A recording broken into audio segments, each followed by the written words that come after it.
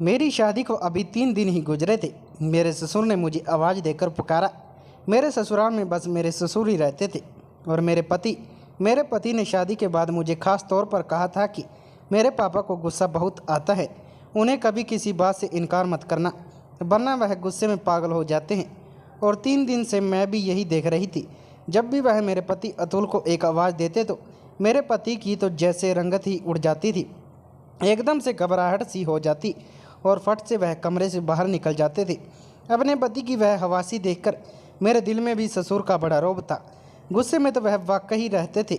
शादी के 3 दिन ही गुजरे थे। चौथा दिन था कि जब सुबह सुबह अतुल ने मुझसे कहा कि आज मैं घूमने बाहर जाएंगे।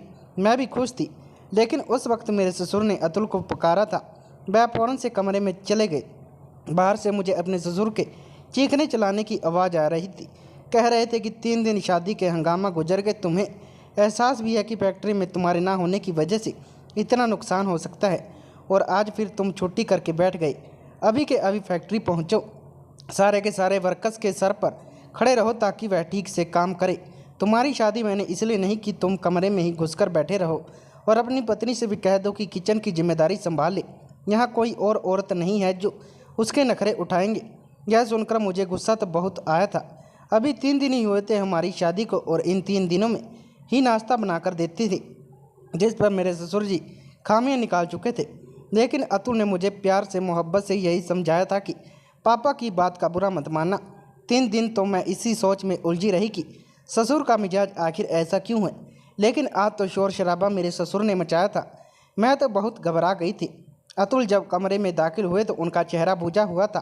कहने लगे कि माफ़ी चाहता हूँ, मुझे फैक्ट्री जाना पड़ेगा। मैंने कहा कोई बात नहीं, काम पहले है, बाहर हम फिर कभी चले जाएंगे।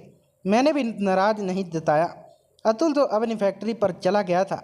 मैं किचन में आकर बेदिली से बर्तन धोने लगी। शादी के चौथे दिन ही मैंने खाना भी बनाया और घर के सारे काम भी मुझे करने पड़े। मेरे ससुर ने नौकरानी को भी जवाब दे दिया। कहते थे कि जब बहू घर में आ गई है तो सफाई भी वही करेगी। मैंने पूरे घर की सफाई कर ली तो थक हार कर अब मैं अपने कमरे में आराम करने के लिए जाने लगी तो मेरे ससुर ने मुझे आवाज़ दी। वह अपने कमरे में बैठे थे। मैंने सर पर अच्छी तरह से दुपट्टा ओढ़ लिया, लेकिन दुपट्टा रश में था, इसलिए जब अपने ससुर के कमरे में गई तो दुपट्टा फिसल गया, नीचे आ गया। मैंने पूछा, जी पापा जी कुछ चाहिए था आपको? उन्होंने मेरे सर पाँव तक बड़े गौर से देखा, फिर बड़े अजीब अंदाज से अपने सुख होंठों पर जुबान फेरी। कहने लगे दूध चाहिए। यह सुनकर मुझे सबसे पहले अपने दुपट्टे का ख्याल आया था कि मेरे सीने से दुपट्टा सरक चुका था। मैंने फ़ौरन अपना दुपट्टा सही किया और कमरे से बाहर आ गई थी। मुझे अपने ससुर की यह हरकत अजीब लगी थी।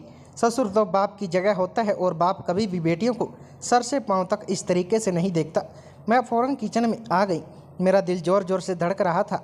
मुझे बड़ा अजीब सा लग रहा था। मैंने फ्रिज खोली और दूध का गिलास भर के दुपट्टा अच्छी तरह से खुद पर लपेटकर अपने ससुर के कमरे में आ गई। साइड टेबल पर दूध का गिलास रख दिया।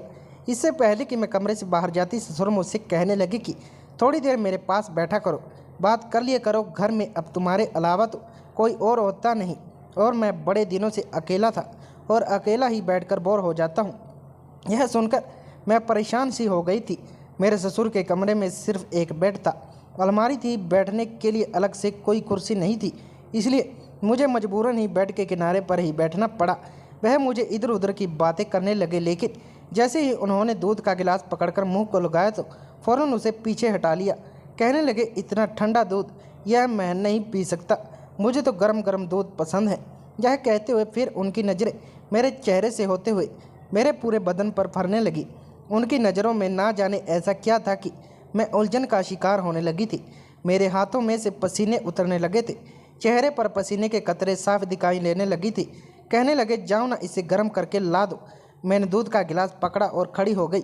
वैसे तो 3 दिन से मेरे ससुर जब अतुल घर में होता बड़े ही गुस्से में बात किया करते थे, लेकिन आज तो उनका लहजा बहुत ही धीमा था।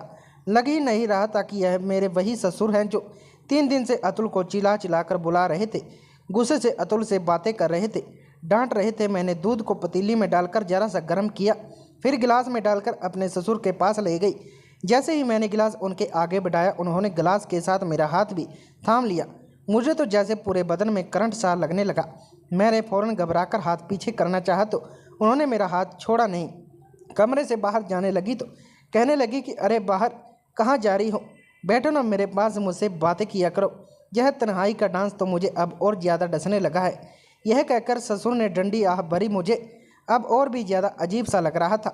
मुझे तो उनकी बातें सुनकर अजीब सा महसूस होने लगा था। फिर कहने लगे, तुमने शादी के अगले दिन जो लाल रंग का फैंसी ड्रेस पहना था वह बड़ा जच रहा था तुम पर, आज वही पहन लेना। यह सुनकर भी मुझे ससुर को अब तो मेरे ससुर ने रोज़ का तमाशा ही पकड़ लिया था। अब अतुल फैक्ट्री जाता, मेरा ससुर मुझे अपने कमरे में बुला लेता, मुझे अजीब नज़रों से देखता, बार बार अपने सूखे होठों पर जबान फेरने लगता, फिर कहता मुझे दूध पीना है, मुझे दूध गर्म करके दो। मैं दूध का गिलास देकर जाने लगती तो मेरा हाथ पकड़ लेता, कहता मेरे पास बैठकर मुझसे बातें किया करो। मैं भला क्या बात कर सकती थी। मैं काम के बहाने बनाकर निकलने लगती कि मुझे खाना बनाना है, बर्तन धोने हैं। असल में मुझे यह सब अच्छा नहीं लगता था। अब मेरा दिल बेचैन सा होने लगा था। सोच रही थी मुझे अतुल से बात करनी चाहिए, लेकिन कैसे करती। वह तो अपने बाप के सामने कांपता था, एक शब्द नहीं बोलता था, सर झुकाए जी पापा जी कहता रहता था। एक दिन मैं किचन का सारा काम कर रही थी कि मेरा ससुर अचानक से किचन में आ गया, मुझे पीछे से पकड़ लिया, झटके से टेबल से लगा दिया और पीछे से ही मेरी और फिर जो कुछ मेरे साथ किया। मैं अपनी इज्जत बचाकर अपने कमरे में चली गई, अपने कमरे का दरवाज़ा भी बंद कर दिया, कुंडी लगा दी, बेड पर बैठ गई। बेचैनी मुझ पर बुरी तरह से संवार रही थी, मेरा पूरा वजूद कांप रहा था। मैं सोच भी नहीं सकती थी कि मेरा ससुर मेरे साथ ऐसी कोई हरकत कर सकता है। मेरी आंखों से आंसू बहने लगे थे। मैं सोच चुकी थी कि मैं अतुल से बात करूंगी। मैंने पूरा दिन कोई काम नहीं किया था, अपने आप को कमरे में बंद कर चुकी थी। कई बार मेरा ससुर मेरे कमरे का दरवाज़ा खटखटा चुका था कि उसे भूख लगी है, मैं उसे खाना दूं, लेकिन मैंने उसे कुछ नहीं दिया। मेरी जगह कोई भी होता तो यही सब कुछ करती जो कि मैंने किया था। रात को मेरा दरवाज़ा ज़ोर से खटखटाया गया। अतुल थे, कहने लगे, कंचन दरवाज़ा खोलो। यह क्या बदतमीजी है, क्यों तुम सुबह से दरवाज़ा बंद किए कमरे में बैठी हो। अतुल की आवाज़ सुनकर ही मैंने दरवाज़ा खोला था। जैसे ही मैंने दरवाज़ा खोला तो दोनों बाप बेटे मुझे गुस्से से देख रहे थे। कहने लगे, तुम्हें जरा भी एहसास और शर्म नहीं है। मेरा बाप सुबह से भूखा बैठा है और तुमने इन्हें रोटी तक नहीं दी। इन्हें शुगर की बीमारी है, अगर उनकी तबीयत खराब हो जाती तो इसकी जिम्मेदारी कौन देता। मैंने कहा कि मैं उनकी जिम्मेदारी नहीं संभाल सकती, बेहतर है कि आप कोई और इंतजाम कर लीजिए। मेरा यह कहना था कि अतुल गुस्से से भड़क उठा और कहने लगा, यह क्या बदतमीजी है। पीछे से ससुर कहने लगे, देख रहे हो तुम, अभी शनिवार को 7 दिन नहीं हुए और इसने अपने रंग भी दिखाने शुरू कर दिए। मुझे पहले ही पता था कि यह लड़कियां शादी के बाद ऐसा ही करती हैं और अलग होने के सपने पहले ही आंखों में सजा लेती हैं। मेरा पति कहने लगा कि आज तो तुमने यह बात कह दी, कंचन आइंदा ऐसी बात कभी मत करना, नहीं तो तलाक का पेपर पकड़कर तुम्हें विदा कर दूंगा। यह सुनना था कि मेरा रंग उड़ा। तब मेरे पापा को पहले ही 6 बेटियां थी और वह शरीफ इंसान थे। बड़ी मुश्किल से ही दहेज इकट्ठा करके एक एक बेटी की शादी कर रहे थे। मेरी माँ भी मुझे विदा करने के वक्त बोल चुकी थी कि कभी भी लड़कर हमारे घर वापस मत आना, अपने पति और ससुर की हर बात मानना और अपना घर बसाने की कोशिश करना। लेकिन जो कुछ मेरा ससुर चाहता था वह मैं नहीं कर सकती थी। उसकी हरकतें और बेबाक की गुस्ताखियाँ दिन पर दिन बढ़ती जा रही थी। उस वक्त अतुल जितने गुस्से में थे, मैं अगर बताती तो यकीनन मुझे ही झूठ कह देते। मैंने कोई जवाब नहीं दिया, जाकर बेड पर बैठ गई। मेरे ससुर कहने लगे, अतुल इसको आखिरी बार समझा दो, इसका दिमाग सही कर दो, वरना फिर मैं इसकी माँ से जाकर बात करूँगा, उसके बाप से कहूँगा कि संभालो अपनी बेटी। यह कहकर वह गुस्से से वहाँ से चले गए। मैंने एक गुस्से भरी नज़र अपने ससुर पर डाली थी। अतुल कहने लगे कि क्या प्रॉब्लम है तुम्हारे साथ, तुम्हारे सर पर कौन से 8-10 मेंबर का बोझ है जो तुमसे संभाल नहीं जाता। अरे मेरा एक ही तो बाप है ना, माँ है ना, कोई बहन है ना भाई है। ऐसी ज़िंदगी की तो लड़कियाँ ख्वाहिश करती हैं जहाँ उनके सर पर कोई जिम्मेदारी ना हो। मैंने कहा कि काश कि मेरी सास और देवर ननद होते जो आज मैं जिस हाल में गुजर रही हूँ उस हाल से ना गुजरती। मेरी बात पर वह मुझे गुस्से से देखने लगे। कहने लगी, ऐसी कौन सी मसले पैदा कर दिए हैं, मेरे बाप ने तुम्हारे सर पर सिर्फ 2 वक्त की रोटी तो देनी पड़ती है, वह भी तुम्हें बोझ लग रही है। देखो, अपने घर में झगड़ा फसाद नहीं किया जाता है। मैं फैक्ट्री से थका हारा आता हूँ और आते ही यह सब कुछ देख नहीं सकता। मुझे सुकून चाहिए। मैंने शादी सुकून हासिल करने के लिए ही, ना कि यह फसाद झगड़ा देखने के लिए। मैंने कहा कि अतुल ऐसा करो, अपने पापा की शादी करवा दो। मेरा यह कहना था कि एक ज़ोरदार थप्पड़ अतुल ने मेरे मुंह पर मारा था। कहने लगे, शर्म नहीं आती तुम्हें ऐसी बातें करते हुए। यह बाप की उम्र है शादी की। क्या मेरे बाप की 2 रोटियां भी तुम पर इतनी बोझ बन गई हैं जो तुम्हें पकाना भारी पड़ रहा है? मैंने कहा, तुम मेरी बात नहीं समझ रहे हो। वह कहने लगा, यह कौन सी बात है जिसे मैं समझूं? बेतुकी सी बात है। मेरे बाप की उम्र 60 साल है, कब्र में पाँव है, शुगर ब्लड प्रेशर का मरीज है, और तुम चाहती हो इस उम्र में मेरा बाप एक और जिम्मेदारी संभाले। अब मैं इन्हें क्या बताती कि उनका बाप अपनी ही बेटे की पत्नी पर बुरी नज़र रखे हुए है। मैंने कहा कि आप शादी करवा दे, मैं आपके बाप और माँ दोनों को संभाल लूँगी। मेरी बात पर वह अजीब सी हंसी हंसा और कहने लगा कि एक मेरे बाप की 2-2 रोटियां तुमसे पकाई नहीं जाती और तुम मेरी सौतेली माँ को संभाल लोगी। यह घर और बिजनेस फैक्ट्री सब बाप के नाम है। अगर कोई उनकी पत्नी की हैसियत से आ गई तो सब कुछ अपने कब्जे में ले लेगी। मुझे और तुम्हें इस घर से धक्के मारकर निकाल देगी। पापा के गुस्से से तुम अच्छी तरह से वाकिफ़ हो। जब गुस्से में आते हैं तो किसी का लिहाज नहीं करते। मैं भी चुपचाप पापा की सुनता हूँ। अब दोबारा से पापा की शादी का नाम मत लेना। यह कहकर वह कमरे से बाहर निकल गई। अब मैं सोच में पड़ गई थी कि मुझे क्या करना चाहिए। मैं अपने ससुर की इस तरह की हरकतें बर्दाश्त नहीं कर सकती थी और मायके जाने का मतलब नहीं था। मैं अपना सर बर्बाद कर बैठती थी। हम लड़कियां भी कितनी मजबूर होती हैं। अपना घर बसाने के लिए क्या कुछ हमें बर्दाश्त करना पड़ता है। अब मैं तलाक ले लेती तो दोबारा मेरी शादी का सवाल ही पैदा नहीं होता था। अगर मैं तलाकशुदा हो जाती तो मेरी छोटी बहनों के भी रिश्ते आने बंद हो जाते। मैं तड़प तड़प कर आंसू बहा रही थी। मैं आंसू दुपट्टे से साफ करने लगी कि फ़ौरन से अतुल की आवाज़ आ गई। कहने लगा, कंचन बाहर आओ, जल्दी से नाश्ता पराठा बना कर दो, पापा को बाजार का खाना हजम नहीं होता। मैंने बाहर जाकर नाश्ता बनाया और कमरे में आ गई। मैंने उस दिन खाना भी नहीं खाया था, लेकिन अतुल ने एक बार फिर मुझे यही नहीं कहा कि तुम भी पूरे दिन से भूखी हो, खाना खा लो। मर्द कभी औरत की परवाह नहीं करता, बस उसे अपने कामों से मतलब होता है। अतुल का शुमार भी ऐसे ही मर्दों में होता था। मैंने उसके बाद अपने होंठ बंद कर लिए थे। अतुल जब फैक्ट्री चले गए तो मेरा ससुर मुझे आवाज़ देने लगा। मैं बड़ी मजबूरी में और बेबसी में उनके कमरे तक गई थी। मुझे देखकर वह अजीब सी हंसी हंसने लगा। तुम क्या समझती थी तुम्हारे हुस्न का जादू मेरे बेटे के सर पर चढ़ गया होगा और तुम्हारे लिए वह मुझे छोड़ देगा, मुझसे अलग होकर तुम्हें एक अलग घर ले देगा। अपनी सोच को बदल लो तो बेहतर है। मैंने उसके पर अच्छी तरह से कतर रखे। वह चाहकर भी कहीं ना जा सकती थी और ना ही तुम जा सकती हो। इसलिए मैंने किसी अमीर घराने की लड़की से अपने बेटे की शादी नहीं की। कहीं वह मेरे बेटे को उड़ाकर ही ना ले जाए, इसलिए तुम्हें लेकर आया था, क्योंकि मैं जानता था कि तुम्हारे बाप के हालात ऐसे नहीं हैं कि वह तुम्हारा घर बसाने के लिए बाद दोबारा से तुम्हें अपने घर बैठा सके या अलग से कोई घर दिला सके। अगर तुम चाहती हो कि तुम्हारी ज़िंदगी आसान हो, तुम वही करोगी जो मैं तुम्हें कहूँगा। मैं बेहद परेशान होकर रह गई थी। कहने लगे, जाओ जाकर मेरे लिए गर्म दूध लेकर आओ। यह शब्द मेरे अंदर आग लगा देता था। मेरा जी चाहता है कि मैं अपने आप को ख़त्म कर लूँ। ऐसी गंदी और बेइज्जत भरी ज़िंदगी मुझसे बर्दाश्त नहीं हो रही थी। मैं अब यही करती थी कि खाना पन्ना अपने ससुर के कमरे में पहुंचाकर फ़ौरन बाहर आ जाती। ना ही उनके पास बैठती थी, ना बात करती थी। ज़्यादातर वक्त अपने कमरे में गुजारने लगी थी।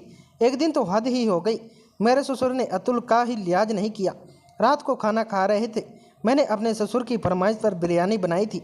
बिरयानी बनी भी बहुत अच्छी थी। खाना खाते हुए कहने लगे, आज जो बहू ने मेरा दिल खुश कर दिया, बहुत मज़े का खाना बनाया है।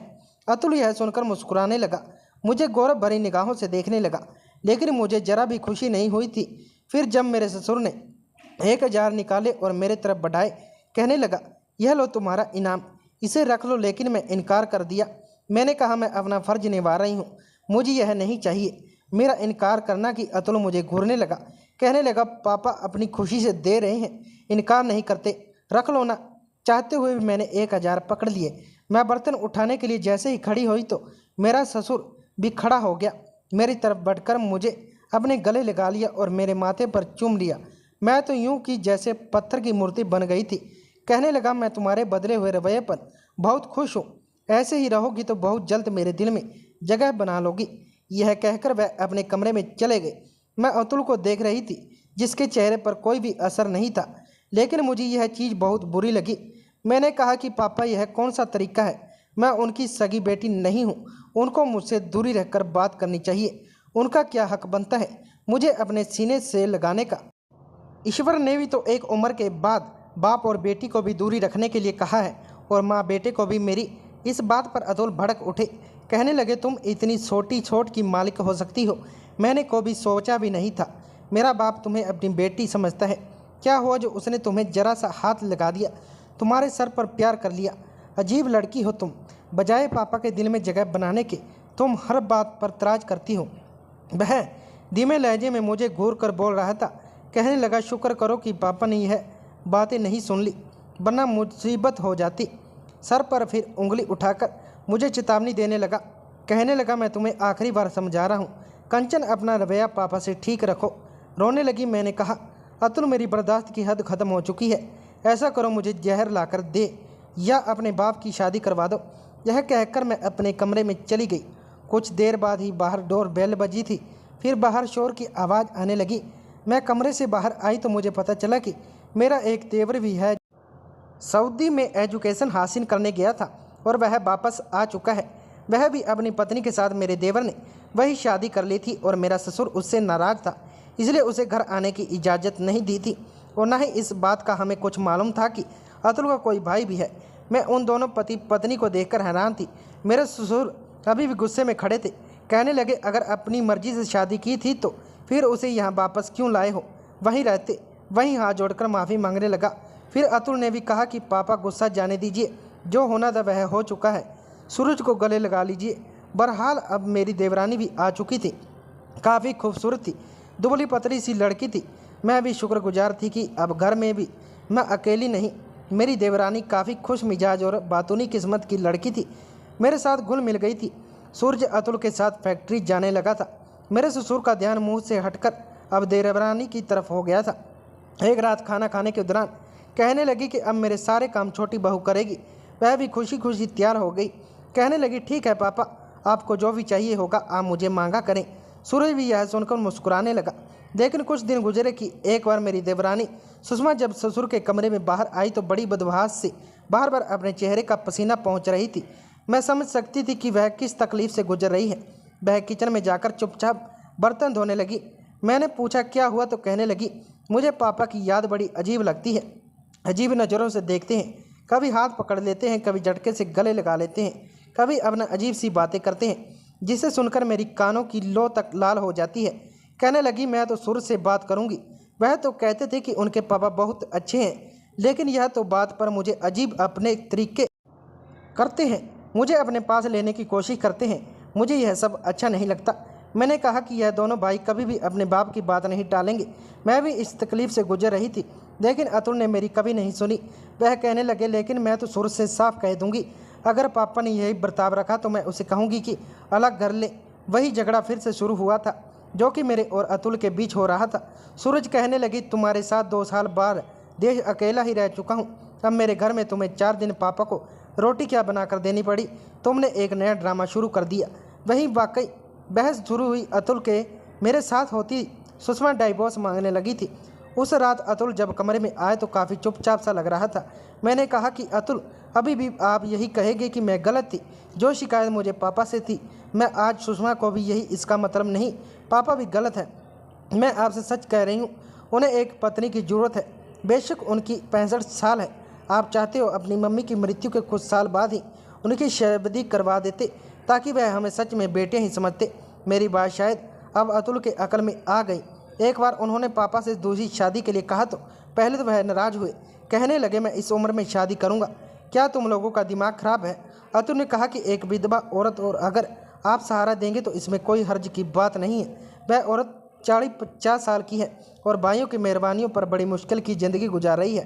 पहले तो पापा ने नखरे दिखाए, लेकिन फिर 2-4 दिन बाद खुश कहने लगे कि ठीक है, मैं उससे शादी कर लेता हूँ। कुछ दिन में ही उनकी नज़र ससुर के साथ शादी हो गई थी और इससे यह फ़र्क पड़ा कि घर का माहौल काफ़ी हद तक बेहतर हो चुका था।